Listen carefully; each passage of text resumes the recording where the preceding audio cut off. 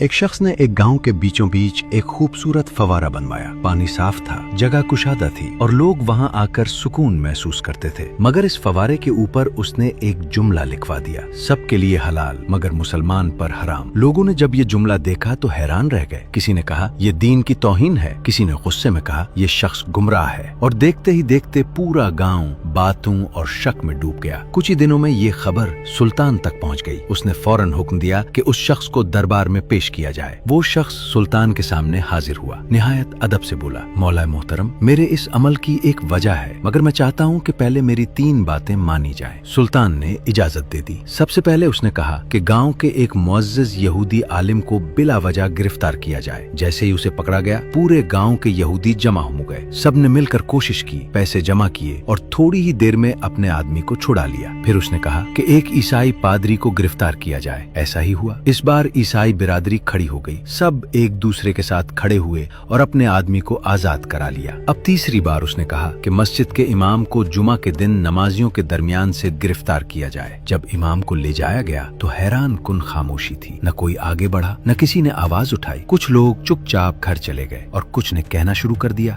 شاید امام سے کوئی غلطی ہوئی ہوگی۔ ایک ہفتہ گزر گیا، پھر وہی شخص دوبارہ سلطان کے دربار میں پیش ہوا۔ اس نے جھکے ہوئے سر کے ساتھ کہا، مولا محترم، کیا آپ نے سب کچھ دیکھ لیا؟ پھر اس نے آہستہ سے کہا، جو قوم اپنے ہی مظلوم کا ساتھ نہ دے وہ پانی کی مستحق نہیں رہتی۔ اس نے مزید کہا، یہ فوارہ اس لیے مسلمانوں پر حرام لکھا کیونکہ انہوں نے اپنے بھائی کی مدد چھوڑ دی۔ جب ایک مسلمان دوسرے کے لیے کھڑا نہیں ہوتا تو وہ انصاف کا حق بھی کھو دیتا ہے۔ دربار میں خاموشی چھا گئی۔ یہ بات سب کے دل میں اتر گئی کہ جب معاشرہ ظلم پر خاموش ہو جائے تو وہ اندر سے کمزور ہو جاتا ہے، اور جب لوگ سچ بولنا چھوڑ دیں تو انصاف بھی آہستہ آہستہ ختم ہو جاتا ہے۔ یاد رکھیں، قومیں اس وقت گرتی ہیں جب وہ ظلم کو دیکھ کر بھی خاموش رہتی ہیں۔